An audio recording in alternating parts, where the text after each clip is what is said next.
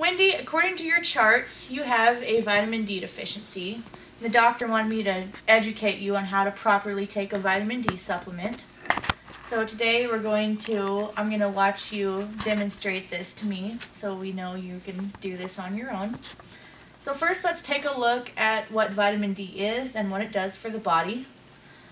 Vitamin D is a fat-soluble vitamin, which means it's stored in the body's fatty tissue. It's known as the sunshine vitamin, and 80 to 90% of it is produced in response to sunlight. So as you can see, it's important to get out in the sun every day and get exposed to that. It also occurs naturally in a few foods, including fish, fish liver oils, and egg yolks, and it's in fortified dairy and grain products. And vitamin D, as far as the smaller level goes, it's really important because if your blood levels of these minerals become too low, the body produces hormones that cause calcium and phosphate to be released from the bones, and this can lead to weak bones. Vitamin D deficiency has occurred in your case because you haven't been consuming the recommended levels of vitamin D over a long period of time. And this is because you follow a vegetarian diet, correct? Mm-hmm. Okay. And most of the natural sources are animal-based, which include fish, oils, egg yolks, cheese, beef liver, and all that stuff.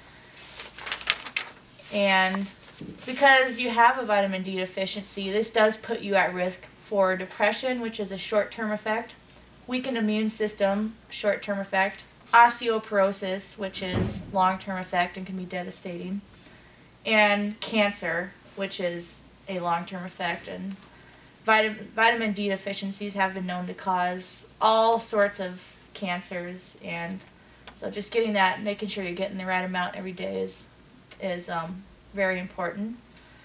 And the main foods it's found in include dairy products, so you got cheese, butter, cream, fortified milk, and all milk in the U.S. is fortified with vitamin D nowadays. And then we got our fatty fish, so I don't know if you like to eat tuna, salmon, and all that stuff. We got oysters, and then fortified breakfast cereals. And when you look at your cereals, just make sure you're checking the labels on the back of the nutrition facts, so it can tell you what % of vitamin D you're getting in the cereals and things like that. Sometimes it is very hard to get enough vitamin D from food sources alone. So as a result, people in your case may need to take a vitamin D supplement.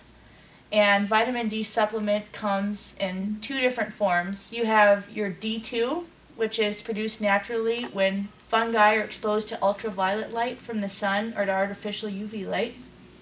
And then you have D3, which is a type that the body naturally produces in the skin in response to sun exposure. And the Vitamin D Council believes that because D3 is the more natural precursor, they believe that supplementing with vitamin D3 is the more appropriate one. And you can take vitamin D supplements either in the oil form, which includes the liquid drops or gel capsules, which is what I'm going to have you take today. Or it comes in dry powder, which or more like your tablets, your standardized tablets. How much should you be getting? Your adequate intake should be at least 5,000 international units. And that number does go up as you get older. So pretty much the older you get, the more you need, because your risk for osteoporosis goes up as you age and your bones weaken or become less dense. So it's important to keep that in mind too. So taking this supplement really is pretty simple and easy. You simply need to have the right dose. I'm going to have you grab that bottle of vitamin D supplements right there. Go ahead and open it up there. Put one in your hand. And one thing I'd really like to stress is that vitamin D should be taken with food, especially containing fat, since it's a fat-soluble vitamin. And usually you take this with your largest meal of the day. And so we're going to right now we're taking it with breakfast, so you can go ahead and take a bite of your graham cracker. And then you can go ahead and pop it in your mouth after you swallow that, and just take a little bit of water and put it down.